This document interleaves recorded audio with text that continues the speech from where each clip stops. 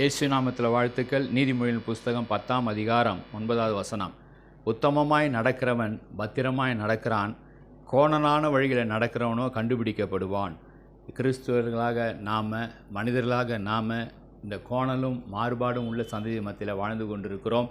வேதம் சொல்லுகிறது, உலகம் எப்படிப்பட்டதாக இருந்தாலும் நாம் உத்தமமாய் நடக்கும் பொழுது நம்ம பத்திரமாய் நடக்கிறோமாய், கோணலான வழிகளை நம்ம நடக்கும் பொழுது கண்டுபிடிக்கப்படுவோம், தண்டிக்கப்படுவோம். என்ன ஒரு எச்சரிப்பின் சத்தத்தை இந்த நீதிமொழியில் நம்ம பார்க்குறோம்.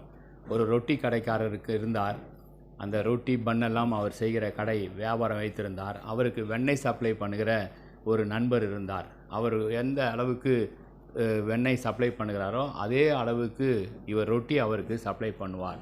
இப்படிப்பட்ட காரியம் நடந்து கொண்டிருக்கும்போது ஒரு நாள் இந்த ரொட்டிகளை கொண்டு போய் அங்கே இருக்கிற நியாயாதிபதி வீட்டில் கொடுத்து இந்த வெண்ணெய் கடைக்காரர் ஒரு குற்றச்சாட்டு சொன்னார். இந்த ரொட்டி எனக்கு 1 கிலோ ரொட்டி நான் எனக்கு கேட்டிருந்தேன், ஆனால் இதில் 200 கிராம் குறைகிறது.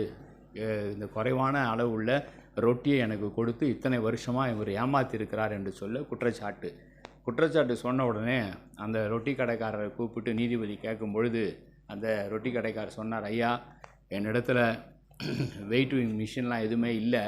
இவர் எவ்வளவு வெண்ணெய் எனக்கு தருகிறாரோ, அதாவது இவர் 1 கிலோ வெண்ணெய் எடுத்து கொண்டு வந்து எனக்கு தருவார்.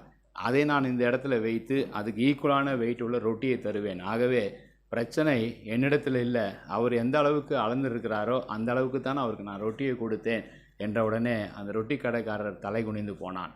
அவன் கொடுத்த அந்த வெண்ணெய் குறைவான அளவில் கொடுத்துருக்கிறான். அது கண்டுபிடிக்கப்பட்டது. ஆகவே தான் இங்கே சொல்லப்பட்டிருக்கிறது, கோணலான வழிகள் நடக்கிறவன் கண்டுபிடிக்கப்படுவான், தண்டிக்கப்படுவான்.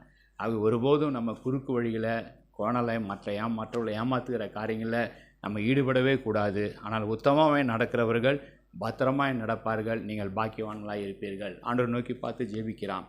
அன்பின் பிதாவே, எந்த விதத்திலும் எந்த சூழ்நிலையிலும் நாங்கள் உத்தமமாய் நடக்க, உத்தமனுக்கு கர்த்தர் துணை என்று வேதத்தில் எழுதப்பட்டிருக்கிற வார்த்தையின்படி ஒவ்வொரு காரியத்திலும் உண்மையுமாய் உத்தமமாய் முடியாம மகிமைக்கென்று நாங்கள் செயல்பட எங்களுக்கு கிருபை தாங்க, எங்களுக்கு ஆசீர்வாதத்தை தாங்க.